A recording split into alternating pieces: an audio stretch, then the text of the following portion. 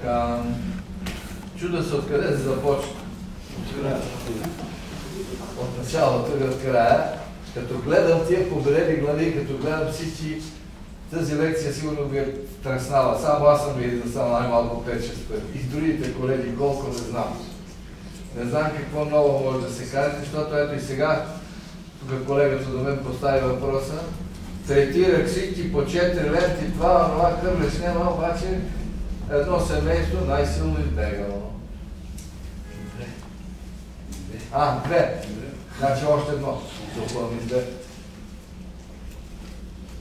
Не мога да намеря отговор. Не знам някой дали може да каже защо. Не ми се обажда един пчелар от Пазарджик, 70 семейства, третирал всичко нормално. Там има 3 умрели роячета, знае защо. Но вика едно силно, няма, една пчела няма. Третирай ги еднакво. Но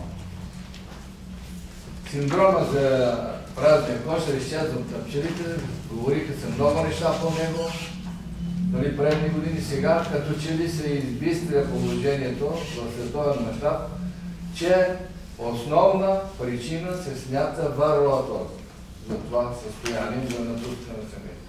Но дали действително пчеларите не свикнаха, не му лучват от момента за третиране и какво, но продължава случая с това, което каза колегата, че продължава да изчезва. Това е синдромът ПОИ. Най-напред, когато се проучваше, в различните страни обвиниха различни факти. В пчеларството пък и навсякъде, това, което търсиш, го намираш. В Испания търсиха назематоза и откриха наземна царана и казаха, тя е причина, преди 4 години. Установи се, че наземна царана, назематозата си има навсякъде и при определени условия се явява. Когато няма, тя е фактор на заболяване, основно патогенно заболяване. Не знам, миналия път професор Кънчев е говорил за нея, по-добре. Няма да спираме, но има широко разпространена. Тук, когато бяха австрийците 2009 година, поставих въпроса как се справят с назематозата, каза, за нас назематозата не е проблем. Тя е проблем на слабите пчелари, на тия на невърливите пчелари, иначе няма броят за заболяване. Двете най-важни заболявания, които според мен, на които трябва да обръщаме внимание, това са американски гмирец, болест от пантивека, отначало злокачествен, след 1908 година става американските от Лайт открива причините и няма значение. На него име наричат американски. Тя си съща, тя е най-опасната болест. За нея сега няма да говорим, вероятно, имamo ли това на американски? Калимба. Не е важно. Ще я споменам мимоходом и нея. Икономически най-тежката болест за пчеларството днес в световен мащаб е варроатоза. Варроатозата, говорили сме, знаете, изписани са хиляди листа, статии в световен мащаб, по и в България няма списание, няма, то списание вече не, но няма вестник, където да не се публикува по нещо за варроатозата.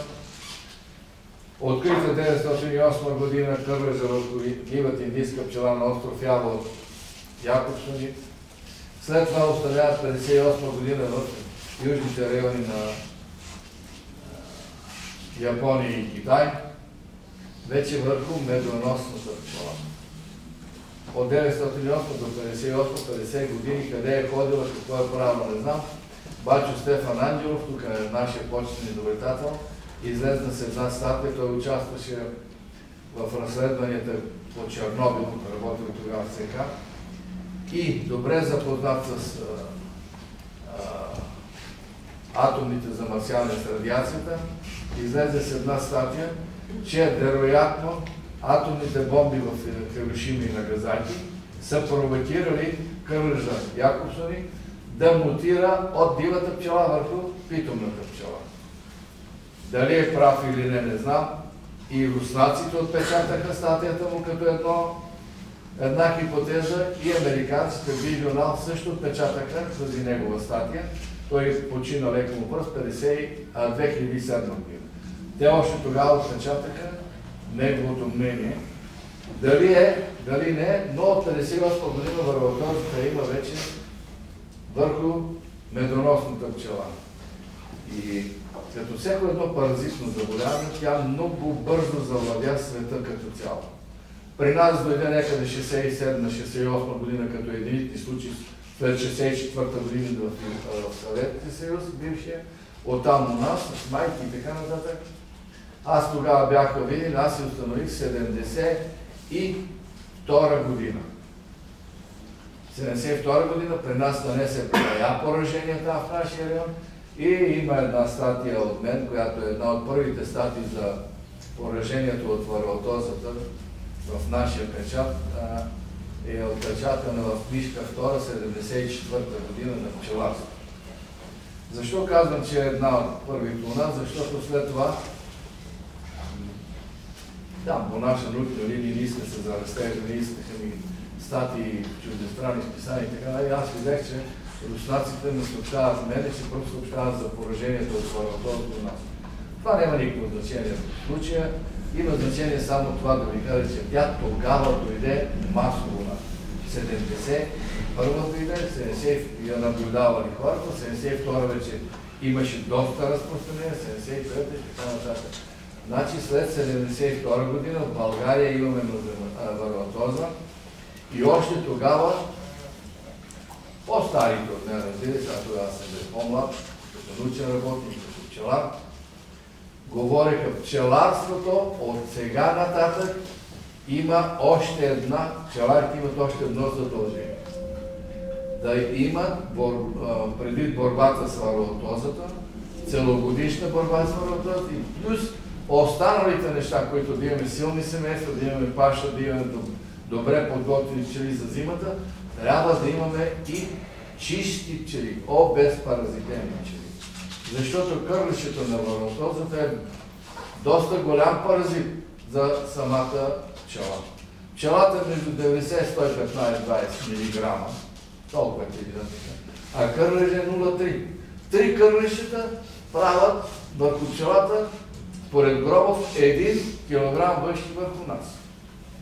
Това представлява 3 кърлищата върху пчелата. Все едно върху нас да има 1 кг външни. Представете си как бихме се чувствали. Така че все още много пчелари подценяват заболяването върху. Поне тук инженер Михайлов спомена на зематозата, кое е по-важно и така нататък. Не отъждествявам, не казвам кое е по-важно, как е по-важно, защото не знам какво е говорил професор Кръчев. Той ми е приятел и никога не се конфронтираме в това отношение. Но аз съм винаги за принципа. Но зематозата се проявява с диария. Но има още 10 други причини за диария. Значи не всяка диария е на зематозата. Само зематозата търсиме под микроскоп, когато и казвам това е. И аз съм бил винаги на принципа. Това, което го виждаме с просто око, то е по-важно за нас. Преди да търсиме невидимо. Варотозата е видима с просто око. И върху търта, и на дъното падна, и методи до крия има. Така че не подценявайте варотозата. Много пчелари решат, на моя пчели няма. При мен няма, защото няма видно. Няма семейство в България, което да не е заразено с варотоза. Така че варотоза си нанася своите поражения. Сега, не знам, айде ще почнем от начало, че женската женския кърлиш, ние само него наблюдаваме, защото мъжкия не го видим. Мъжкия го още в килийката, женската снася там няколко яйца, там се издюкват, хранят се с хемолимфа от ларвата, нарастват. Първото яйце, което е снесла женската вароа, е мъжко, оплождат другите, женските, т.е. сестрите си и накрая то свършва, като ги оплоди всичките такива, навънка при излизане на пчеличката от килийката, при там на 21 ден или по-точно търтия на 24-я, казвам по-точно търтия, защото повечето от паразитите над 80-85% от варотоза се развива в търтиевото пило. Сега съобщава се, че там имало някакво вещество при търтите, дали веществото ги привлича или многото храна, защото при търти храната е 2 до 3 пъти повече, отколкото при пчеличката обикновената. Аз смятам, че очистия така хранителен режим, смятам, че храната ги привлича повече там, защото когато свърши търтевото пило, те безпроблемно влизат и в работниче. Значи не, че нещо ги привлича, а като няма къде, да. Няма при многото храна, отиват и при по-бедно. Но това е мое мнение, но ви не задължавам него. Така. Кърлешето се развива върху ларва. Казах ви какво е съотношението пчела-кърлеш. Ларвата още е по-малко. За да стане това кърлеше, то се храни с кое? Той изпуква хемолимфата, кръвта на пчеличката. Но то не изпуква. В кръвта има различни неща. Той изпуква преди всичко белтъчните вещества. Защото всеки жив един организъм се изгражда от белтъчни вещества. Белтъчините, от тях се образуват и така нататък. Вътрешните течности, органите. Или всяка една пчела има своето тяло белтъчно масно вещество. При зимните пчели то е много по-голямо, при летните пчели е по-малко. Кърлешето точно това изпуква. И затова всяка една пчеличка, ларвата на която са се изхранили, са се издупили и изхранили 2-3 кърлежа, намалява с 10, 15, така нататък процента. Има различни изследвания, различни автори дават различни данни, но значи тя намалява. Появяват се и безкрили пчели и така нататък. Слаби, нежизни. Казано е в литературата, че една пчеличка, върху която са се издупили 1 или 2 кърлешета са смукали, тя не живее повече от 25 до 28 дни. Докато другите пчели живеят до, знаете, 40, 45, 50 дни, 55 месеца. Затова се казва, че варлатозата е едно от най-изтощителните икономически заболявания на пчеларството, на пчелите. Защото освен варлатозата, само аспергилозата, която е много редко срещана, слабо се срещана, е заболяване еднакво опасно за пилото и за пчели. Знаете, че болестите на пилота са едни, болестите на ръда пчели са други. Варлатозата е тази, която еднакво поразява и пилото, и когато се качи на пчеличката, 2 или 3 кърлежа, смъчат кръв от нея, тя напуска семейството си, умира вън. И това бяха първите признаци на времето, когато се открили на варлатозата, че обезлюдяват се семейства. Дедо Костадинов, село Сливовник, който го помня още, защото съм повторил поне 100 пъти името му, световни случаи, когато той пръв донесе при мене проби за варлатоза и понеже Величков и беше оставил, като идваше във Видин, той във Видин донесъл майки от Съветския съюз и очакваше оттам да тръгне варлатоза. Те го обвиниха, че той е внесъл. Човека не беше виновен нищо за варлатоза. Тя, Величков не бил в Америка, не бил в другите страни. Тя за 10 години се разнеси целия свет. Така че отначало свързваха с него име, че той е внасял. Не е той виновен, и аз не го обвинявам. Но варлатозата бързо експанзивно причина, така дойде си у нас. Но тогава дедо Костадин, един много интелигентен пчелар, беше забелязал първо обезлюдяване. Изчезва на пчелите от 52 семейства, 12 няма ги пчелите. Или майката с шепа пчели останала от другата. Той е наблюдавал кърлежа предната година. Наблюдавал, той не го е знал какво е представлява, но е видял, че има, кърлежето видял. Той е знаел браулоза, нали, въшлигостта. Но въшлигостта той не е паразит, въшлигостта е само комерсант, само са трапези. Той на майката и като е хранат яде. Докато варлатозата я наблюдава, идва при мен, чуди се, виждам аз, гледам това, което ми е станало, оставило Величков, обаждам се по телефона на професор Недялов, той тогава беше така главен, така нататък. Каза ми как да третираме и започнахме от тогава. Сега после имаше втора една статия в пчеларството, от мен 75 години, говори пак за варлатозата, последнища описана, как бързо при нас се разпространя само за една година избряха много пчелни семейства и така нататък, но тогава нямахме начин, нямахме нагласата за борба. И мен точно това ми е чудно, че въпреки, че сега, от тогава до преди години беха над 400-500 лекарствата срещу варотоза. Сега сигурно са се умножили двойно, защото в цял свет се работи за нови средства срещу варотозата, но тя продължава да се представлява проблем номер 1 пчела. И затова ви казвам, че напоследък, след като се изчистиха другите, израелския вирус на паралича, за нозема царана, за тези във Франция, пък обвиниха тогава и микроклоприда, нали? И така нататък, постепенно остана варотозата смета като един от основните стълба, основните виновници за изчезването на пчелите. Сега, може би е така и аз го приемам. Но тя не е само това изчезва. Пораженията, които нанасят, това, че пчелите ослабват, че стават нетрудоспособни. Знаете, че всеки един кърлеж, всеки един търтей, върху когото са се издуквали, са се развивали кърлешата, не може да участва в оплождането на майка. А май да казваме, много търти, там всеки, който да оплоди, ще се намери по-як си, ще оплоди, верно, случва се това, другите изжертваме, но същото и с пчелите. И тук е един много важен момент, който много пчелари грешат. Тук искам с вас да се спра именно на този момент.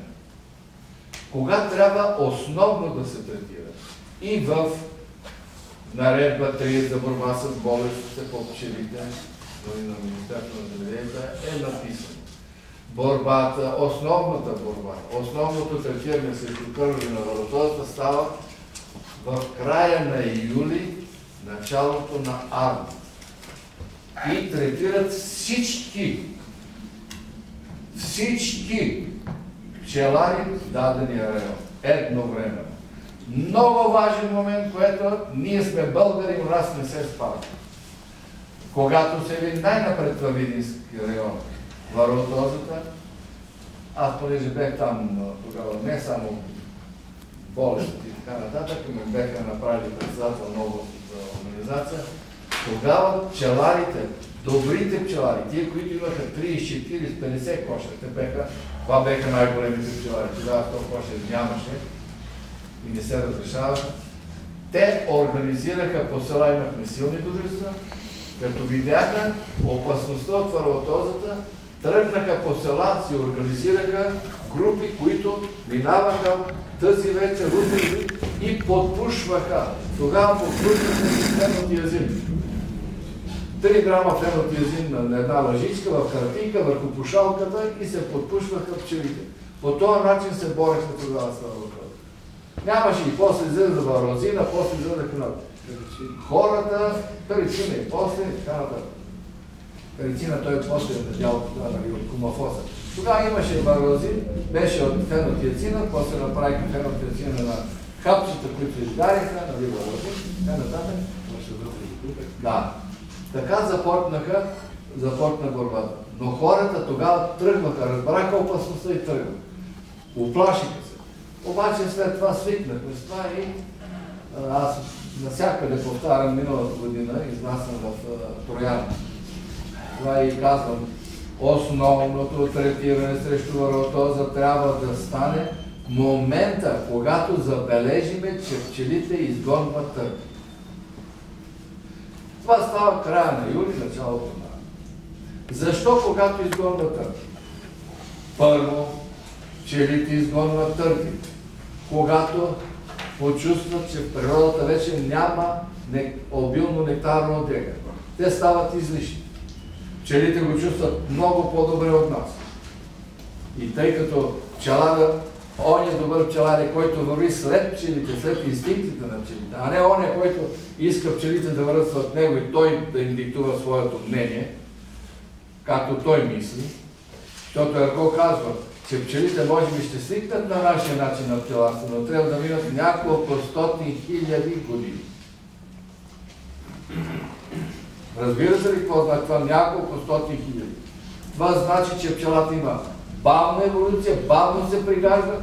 Ние едно насекомо, което е живяло 150-60 милиона години, сега за някакси 10, 15 или 20 години или 100 години искаме да му го преобразим, е малко необичайно.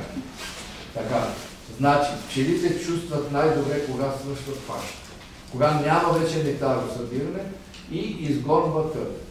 При изгонването на търтите, майка, пчелите престават да почистват търтевите лики, майката престава да снася търтеви яйца и тогава трябва да третираме. Защото пилото търтевото е пълно. Там са 80-85% от кърлежа в търтевото пило. Спира търтевото пило, няма яйца. Всички кърлежи, които излизат от търтевото пило, се насочват или към работническото пило, но там влизат 1 до 2, 3 максимум. Другите кърлежи не намират, знаете, че само вече пилото се слива, не намират място къде да влезат, качват се на пчелата, 2-3 кърлежа, пчелата по инстинкт, знаете, не умира вътре, излиза навън, умира, намаляват работните пчели, обезлюдява се семей.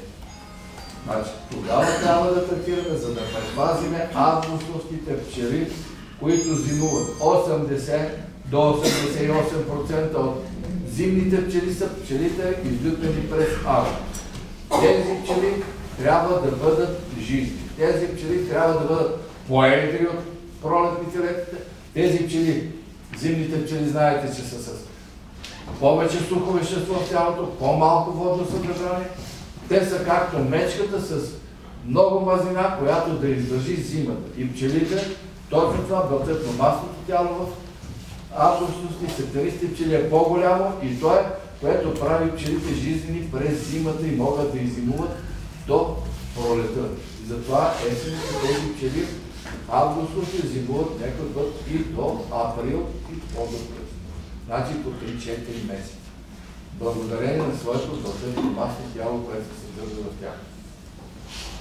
Така че това е основният момент за третиране, който трябва да бъде спазван от всички. И пак повтарям, по едно и също време от всички пчелари. Казах и за Троян за лекцията миналата година. Става бай Пешо, той е по-млад от мен Цанов, аз повикам бай Пешо, той сме приятели. Накрая на лекция вика, доктор, не съм съгласен с тебе, ти казваш да третираме края на юли, ама моя слънчоглед, където ми е пчелина цъфти при запад. Няма никакво значение, нека цъфти. Ама казвате, че не трябва да бъдат третирани. Лекарството не. Казваме за кои лекарства? Казваме за лентите, за периторитите. Ама никой не казва за екостопа, никой не казва за тимола, никой не казва за мравчевата кисела, за оксаловата кисела. Това са средства, които може да се третират по всяко време. И когато събират, третираш това, защото тогава излизат масата кърлежи, които нанасят поражение. Есенно време. Тогава трябва да ги ликвидираме. Тогава, след това ти си третири, ако искаш вади меда, ако не, нека си остане, имаш след това, извади. Но има една малка корекция в бившата технология, тъй като аз пчелар съм от 60-та година. Тогава ме направиха пчелар. Аз имах едно семейство, баща ми, майки ми имах едно и тогава ме направиха като доклад лекар. И дадох и другите и така нататък. Но тогава беше друг начин на пчеларство. Тогава знаехме, че силните семейства са важни, но не се говореше навсякъде, че основно силни семейства трябва да се отглеждат. Тогава се борехме и с европейски гнев, борехме си с пролетните болести по пчелите, борехме си... Днеска вече никой не обръща внимание на европейския гнев, никой не обръща внимание на пролетните заболявания по пчелите, защото се казва, че пчелните семейства трябва да бъдат силни. Силното пчелно семейство по-малко боледува, повече продукция дава, по-малко грижи създава на пчелара и по-малко мед консумира през зима. По-добре зимува. Слабите семейства са развъдните на болести, слабите семейства са едно слабо семейство поддържа, прави много пило през лятото, но продукция не носи. Така че в Светони сега, тук инженер Михайлов, и от вас имаше доста хора, с които ходихме в Ниш. Не знам по коя време беше. Пролета беше. Да видите пролета какви семейства видяхме при... На 3 пчелина ходихме, на един манастир и на два други пчелина. Колко силни семейства. Те казват, само силните семейства. При нас ние работим с силни. И действително, там поне работят повече професионално така пчеларите. Всеки един пчелар, където работи повече, работи с една трета от пчелните семейства, подсилва другите, за да се те всички са силни, но в силната паша трябва да има нещо повече от силно. Трябва да има повече от 60 хиляди пчели, защото при слабите семейства, при 10-20 хиляди пчели, 2-3 хиляди пчели са външни. Другите са вътрешни, отглеждат пилото, преработват, отопляват, охраняват и така нататък. Само когато семейството е над 60 хиляди, тогава вътре остават едно 15-20 хиляди, които вършат тази кухненска работа. Всички останали пчели са външни, те са събирачки. И там вече няма да говорим за технологиите, нали, заделят майката, за да няма пчелите с какво да се дадат, да не изхранват пилот и така, да се освободи повече армия да събират. Това е смисъл в усиленото, нектара отделяне, да имаме много пчели навънка да принасят. И затова в усиленото нектарово събиране, нали, добрите пчелари взимат от едни семейства и подсилват другите, да ги правят свърхсилни, за да добият продукти. Сега си казах, основното третиране трябва да стане в края на юли, началото на август. Тогава, когато пчелите изгонват зърно. Сега някой път закъснява, някой път по-рано, зависи от летните горещини, от дъжда и така нататък. Но би следвало да следиме инстинкта на пчелите. Щом почват да се занимават с търтите изпъди, значи е време да третираме. Време е, че няма да има вече много медотбор, да не очакваме от тук натам да събираме мед и така нататък. По изключение може да има след това. Тогава трябва да третираме. И да подготвим пчелите за зимуване, за да може един път да бъдат жизнени. На времето се казваше есените пчели да ги зазимиме с много пчели, отхранване силни пчели. Но сега казваме и здрави, не обезпаразитени пчели. След 1972 година идва и този термин. Неопаразитени пчели. Аз бърках необезпаразитени, неопаразитени пчели. Това е добре обезпаразитени пчели да зазимяваме семейство. И края на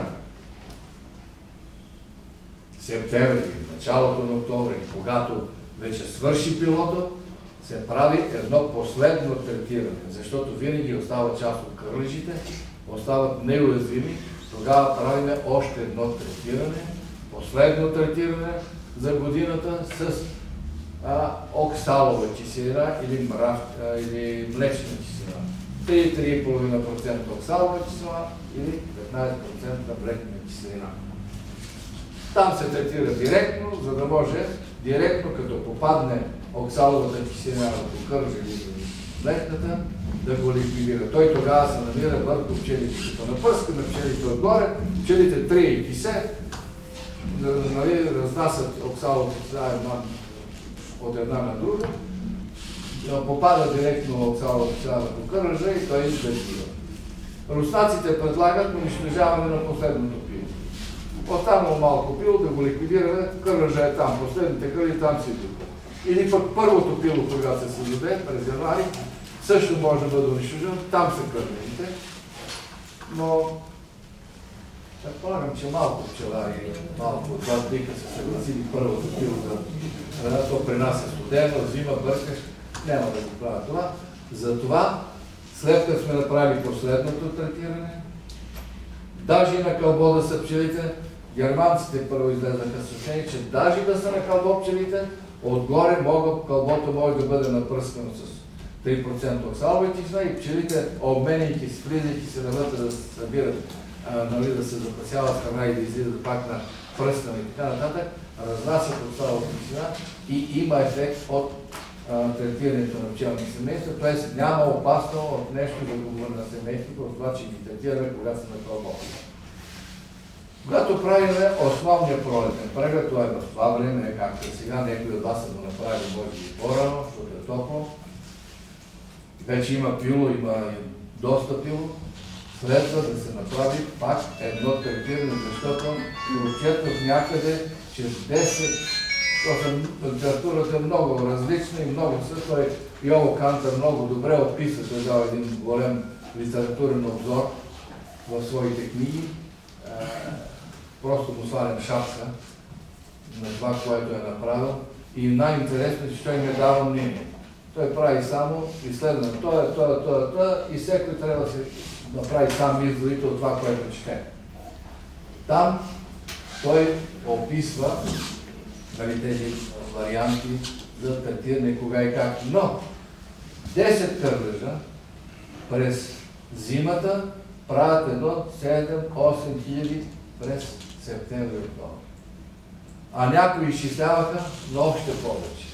Това е въпрос на математика, въпрос на изследване, но се вижда голямото разпространение на кърлежа в семейството. И пак повтарям, всяка една опаристена пчела е по-слабо жизнена и недоходоносна. Затова се казва, че заболяването е икономически тежко. След това третиране, което се върши през март, когато правим основния преглед, какво ще го вършите си е ваша работа. Аз не казвам средства. Тъй като разбрах, че ще говори доктор Панчев. Това си е негова работа, нека си говори. Кога лентите, кога той ще говори за лентите на Примавет, ще говори за екостопа, за другите. Айде да доставиме, той е часовникар по лекарствата, нека той да ги обяснява, аз да не се намесвам. Всеки пчелар сам избира, но разберете, че имаме средства, които, аз наблягам на този въпрос, които могат да се използват целогодишно. Това са мравчената киселина, това е оксаловата киселина, това е етимола, това е ментола, това са всички онези ароматни вещества. Може да слагаме лавандула, мента, орехови листа и така нататък. Всеки по-малко влияе върху кърлежа. Даже ако носи малко коняк.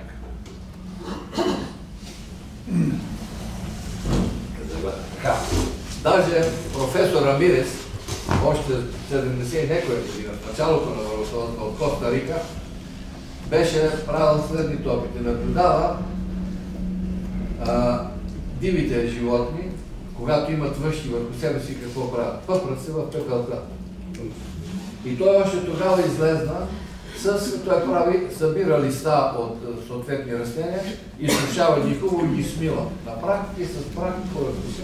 И аз съм запомнил, че той беше отчел, че най-добре пада с евкалиптови листа. Евкалиптово съдържат и масло, етерична и така нататък. Така че и това, аз на майтап с професор Кънче се смеяхме, когато той за това стане професор за антивара, че измисли антивара, и го питам, и кое помага, след като знае, казва професор, кое помага, лекарството ли или брашното? И Кънчо ми вика, защото ме приятели. Абе, нали помага, вика, това е важно. Дали е лекарство, дали е брашното, вика, върши ли работа? Викам правилно. Така е. После излезе с пудра захар, по едно време излезе един журнал с писание само с пудра захар, с други и така нататък. Кърлежа опада. Тоест, кърлежа можем да намерим различни форми за борба с кърлежа. Той, бай Димитър Средков, са земяци с него, така че много спориме. Аз го уважавам, той много неща знае и добре знае, повече от мен знае някакви неща. Бай Димитър по едно време вика, най-лесно се справяме с марлатоза, вика една лъжица на вторин.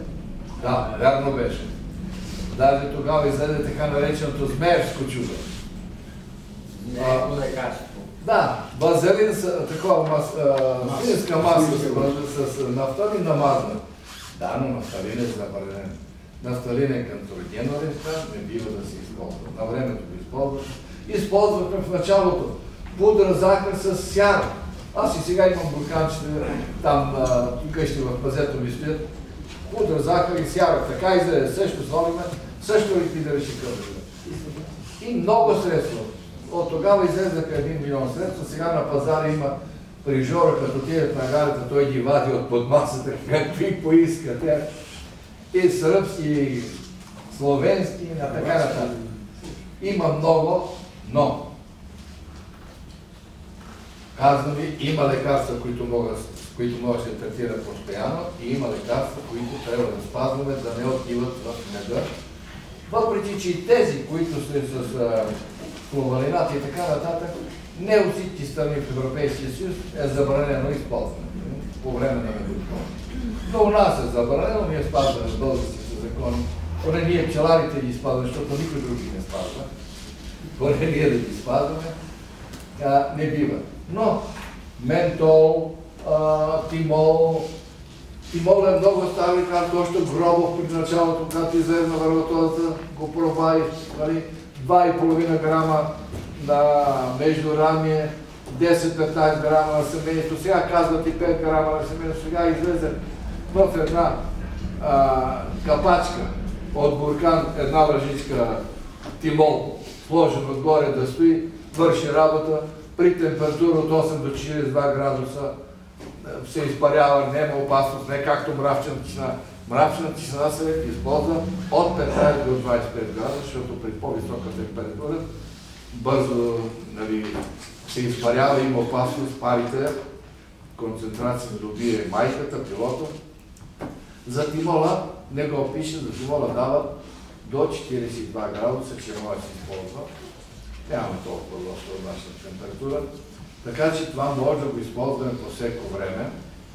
Няма опасност нито за замърсяване на меда, тъй като се съдържа. Тимола се съдържа в мащерката, така че не е опасно на третиране.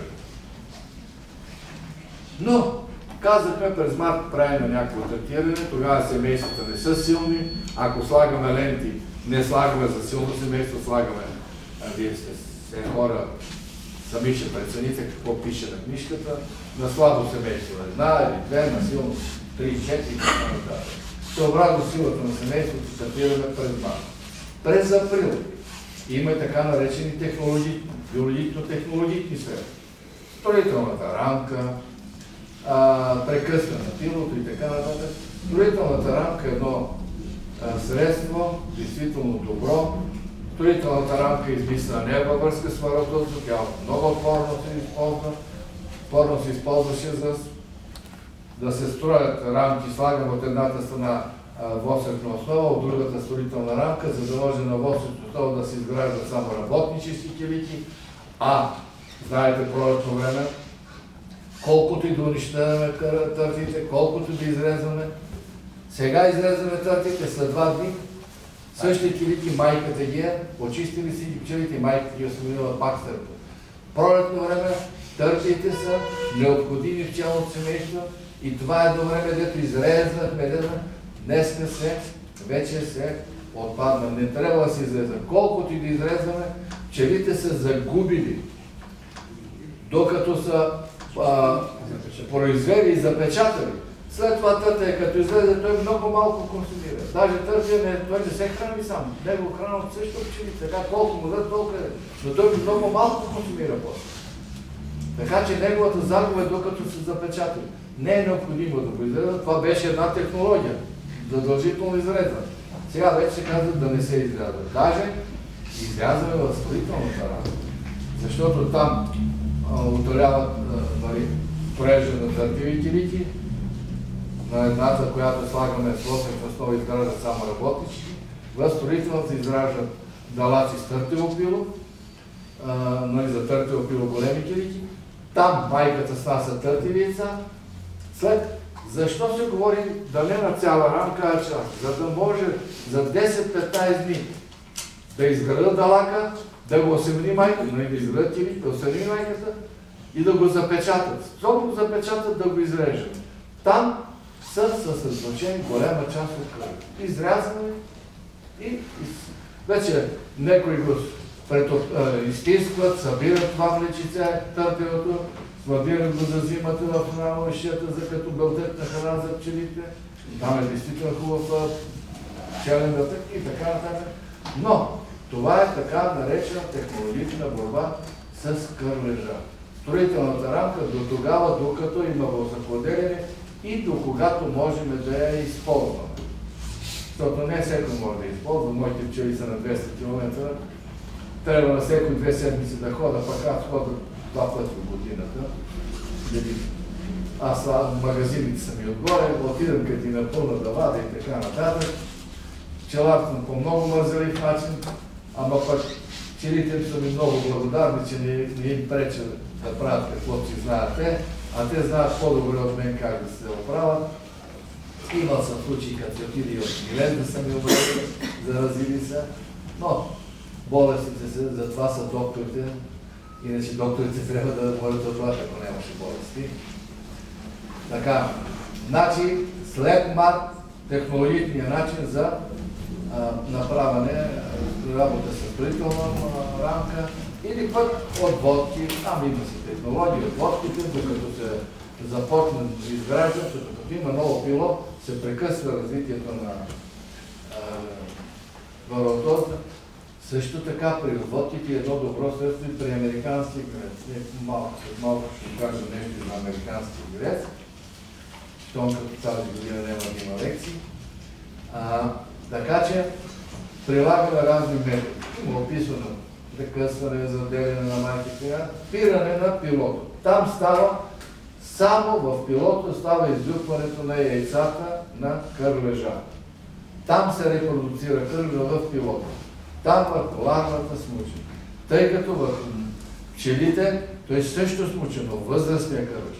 Възрастния, който е голем, който едър, който има смукалца, две, които се забират между членчетата, там където хитиновата обвивка е слаба, където става дишането на корема.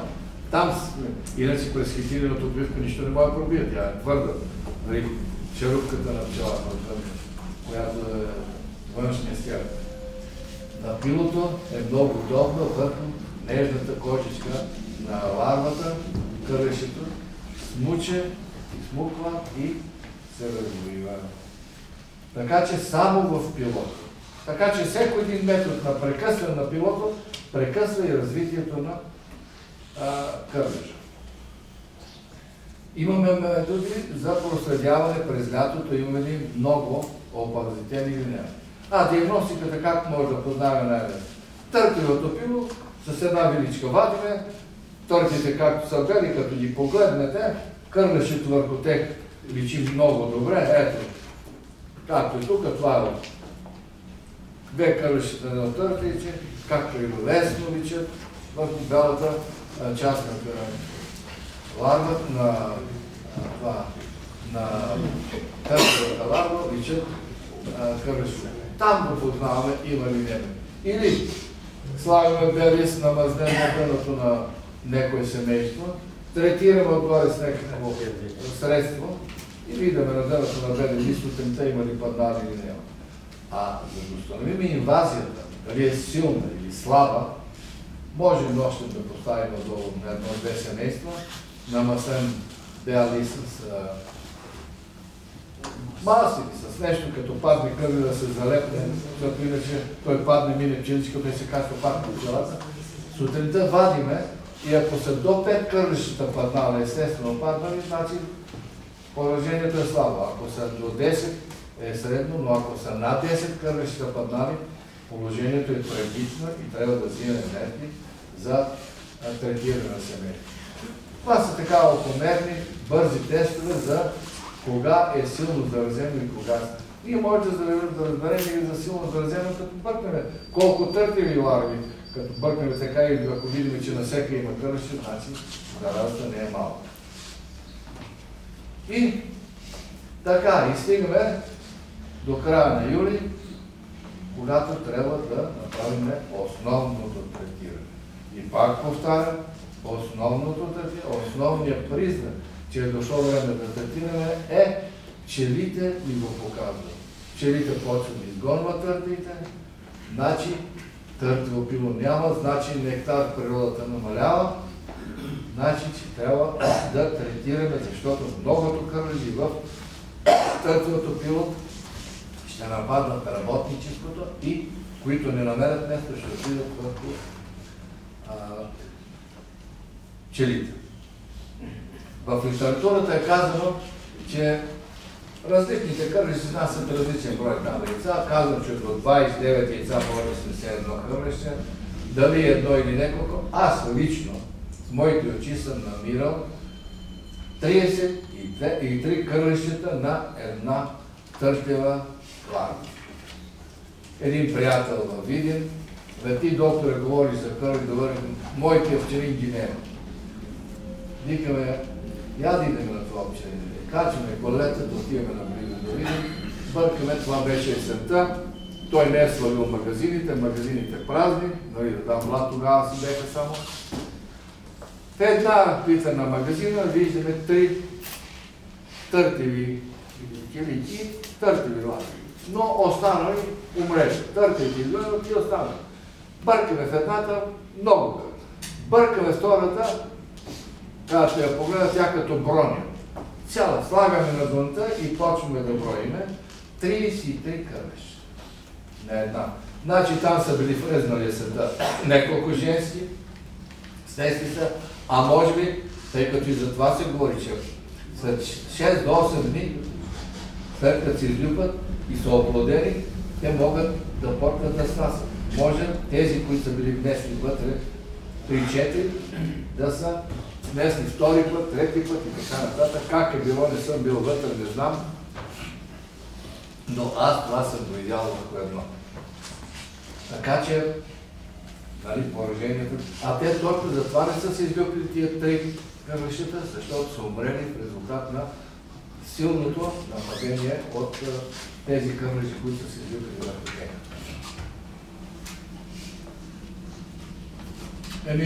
Горе-долу затворихме кръга, така набързо, разбира се.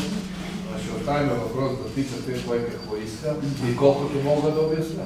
Аз едно време много знаех от това. Особено когато държах изпит, 57 година пред професор, много знаех. Ама сега разбрах, че много работа не знам. Аз сега не знам, да не говорите колко работа. Сега. Колеги, въпроси? Не, чакай за американци да ви кажа само на бъде. Обещах да ви кажа за американския грилец, че американския грилец, говорили сме, поне аз съм ви говорил не знам колко пъти, вие не сте глупави, във всички мои книги го пише, във всички книги по пчеларство пише за американски грилец и да го кажа.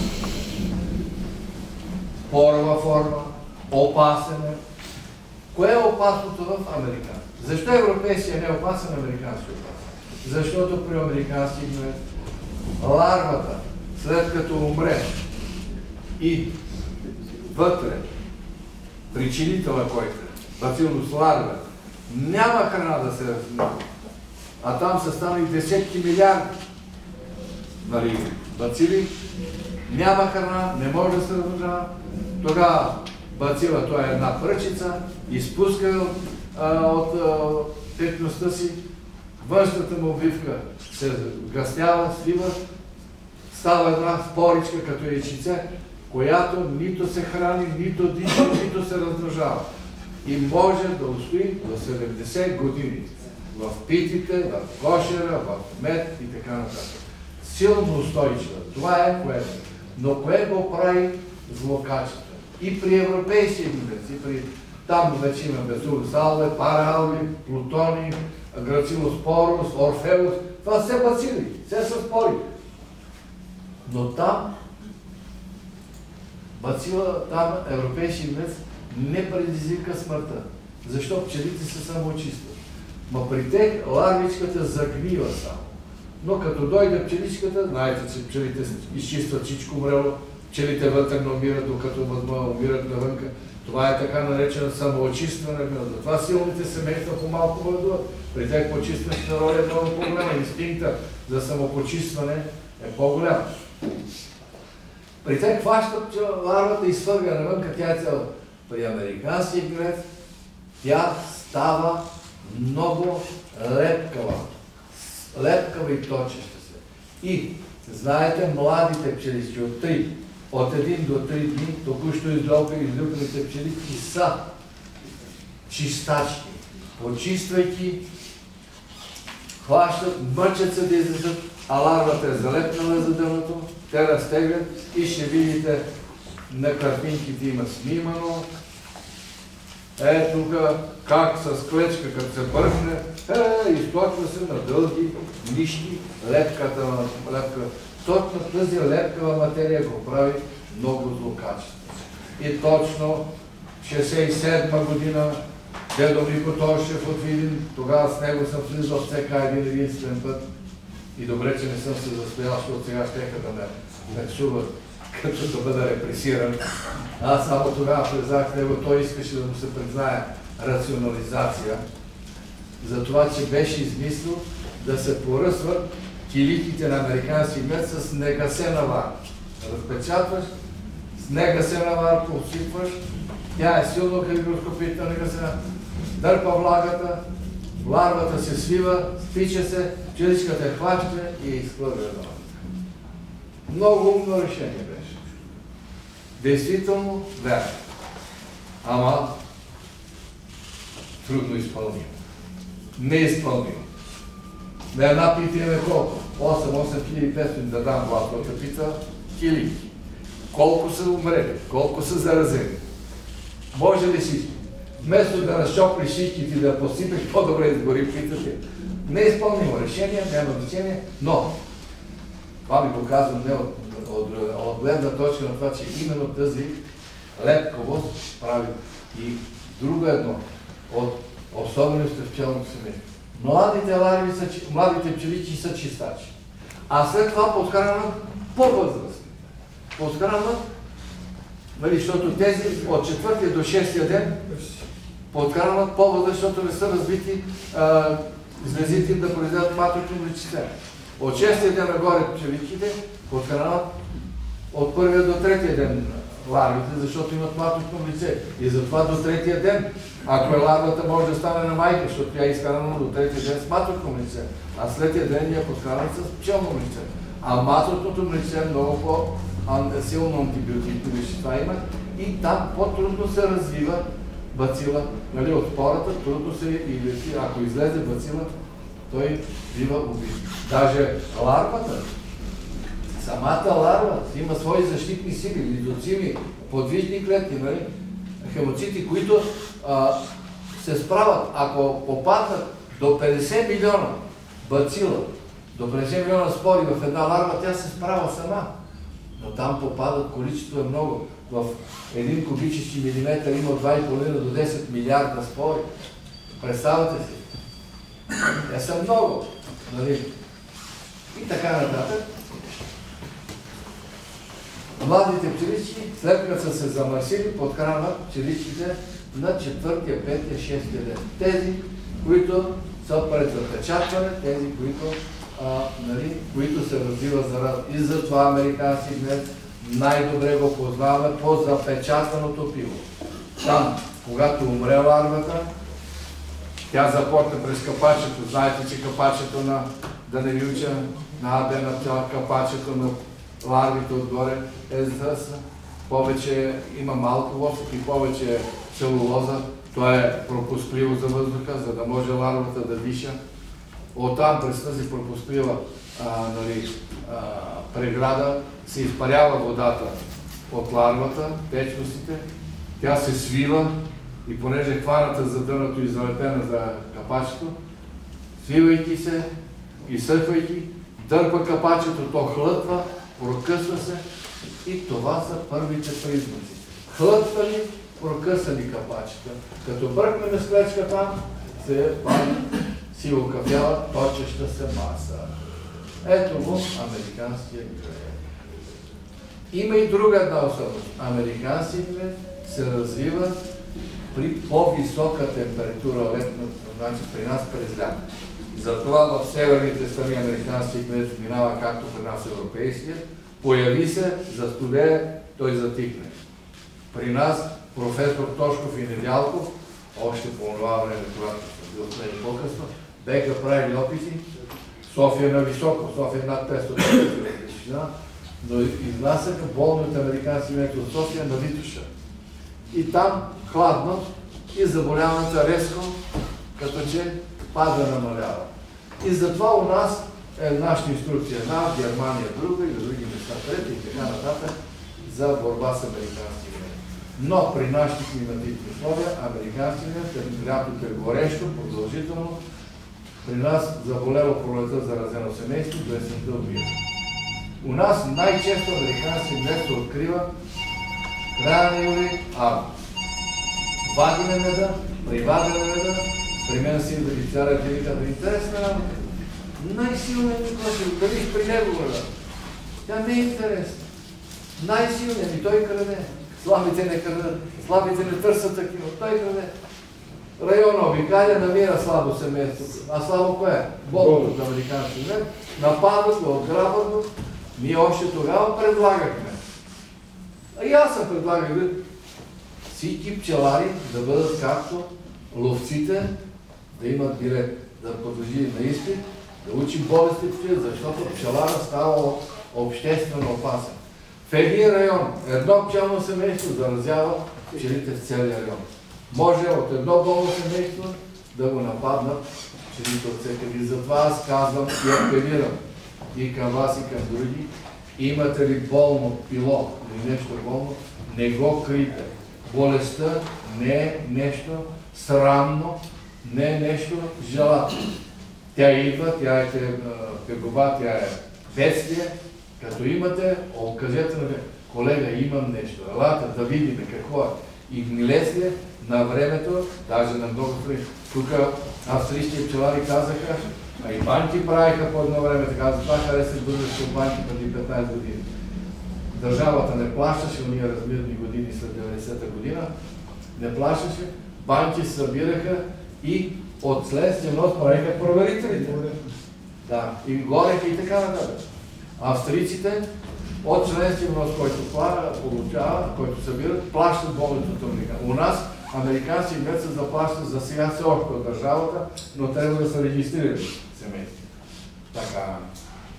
Не дейте да криете, кажете. При американски кмет най-важното да се знае състоянието в района.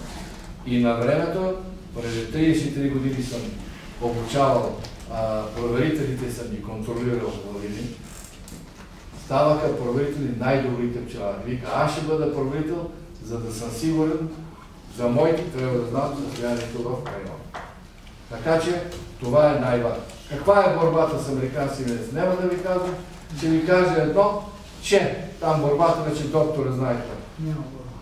Като дойде и имате американци, съобщете на другите или веднага отивате, пиете в прегледа, запечатвате, намалявате отвор на пчелното семейство, за да се спре кражбата. И това е болно, това ще да, за да спрете да не се разнася и отивате при доктора и му казвате, имам така и така съмнение. И доктора може да дойде, а може да рече, аз съм алергичен, донеси ми проба. Повече от случаи така каза или не каза, аз не разбирам. Тогава взимате, изрезвате проба от там, където е най-изменено пило. Изрезвате една проба, парче от питата 10 на 10, не икономисвате, не стискате. При мен са ми изпращали проби отдолу на питата да не разваля питата, не толкова. Нито пило има, нито нищо. Но, нали, всекой пчеларите, впрочем, и ловците не са по-стиснати от тях. Ловците убиват, големо пчеларите добиват много мед, обаче по-стиснати няма. Режете 10 на 10, най-характерно изменено пило, загъвате го във вестник, не в наво на пличи, защото пличат сега по всички храсти. Има знамена от пличета, в вестник, защото пличето задушава. Записвате номера на пчелното семейство и отнасяте на доктор. Той пише името на стопанина и изпраща за изследване. Защото борбата с американците трябва да бъде потвърдено заразяването, заболяването от лаборатория. Само